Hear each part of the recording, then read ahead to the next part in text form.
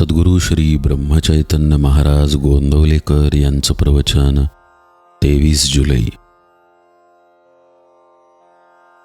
आधी श्रद्धा, मग कृती, नंतर अनुभव. गुरु आज्ञेप्रमाणे वागणाऱ्याला कधीही नड येत नाही. राजाच्या राणीला दुपारी जेवायला कसे मिळेल याची काळजी नसते.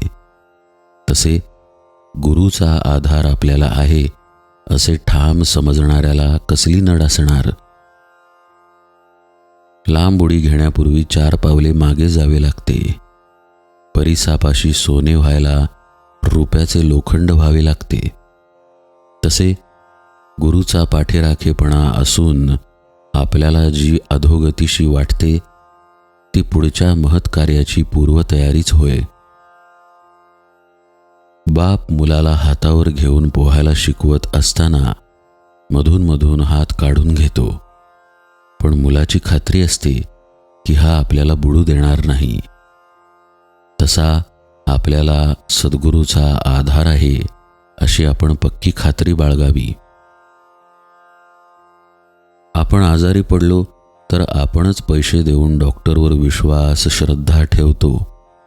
औषधाची काही माहिती नसताना ते आपण घेतो. व्यवहारात जर असे आहे तर मग श्रद्धा उत्पन्न झाल्याशिवाय आपण नाम घेणार नाही असे म्हणणे बरोबर नाही. डॉक्टरवर विश्वास ठेवतो याचे कारण असे की आपल्याला जगायची इच्छा आहे. तसे भगवंताच्या प्राप्तीची तळमळ असेल तर मनुष्य त्याचे नाम घेतल्याशिवाय राहणार नाही. आधी श्रद्धा, मग कृती आणि नंतर कृतीच्या फलाचा अनुभव असा व्यवहाराचा नियम आहे. परमार्थामध्ये आपण त्याच मार्गाने जावे. व्यवहारात तुम्ही एकमेकांवर जेवढी निष्ठा ठेवता तेवढी जरी भगवंतावर ठेवलीत तरी भगवंत तुम्हाला खात्रीने समाधान देईल. आगगाडीत ड्रायव्हरवर विश्वास ठेवून आपण स्वस्थ झोप घेतो, त्याचप्रमाणे भगवंतावर श्रद्धा ठेवून काळजी न करता आपण स्वस्थ राहावे. ड्रायव्हरपेक्षा भगवंत नक्कीच श्रेष्ठ आहे. परमार्थात अंधश्रद्धेची मुळीच गरज नाही, पण तिथे श्रद्धेशिवाय मात्र मुळीच चालायचे नाही.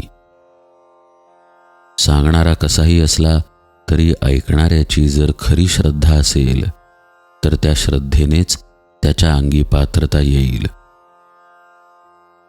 संतांच्या सांगण्यावर पूर्ण श्रद्धा ठेवावी.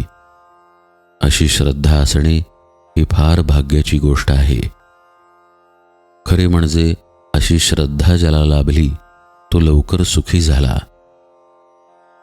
आज आपल्यापाशी ती नाही तर निदान आपण स्वतःशी प्रामाणिक बनूया.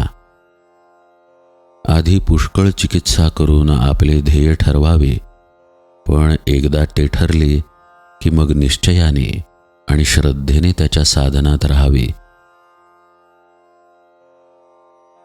आपण परमात्म्याजवळ मागावे की तू वाटेल त्या स्थितीत मला ठेव, पण माझे समाधान भंगू देऊ नकोस.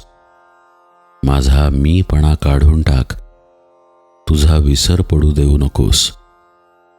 मला अमुक एक तुझ्याजवळ मागावे अशी इच्छा देऊ नकोस. नामामध्ये प्रेम दे आणि तुझ्या चरणी दृढ श्रद्धा सतत टिकू दे. श्रद्धेशिवाय कधी कोणाला परमार्थ साधायचा नाही.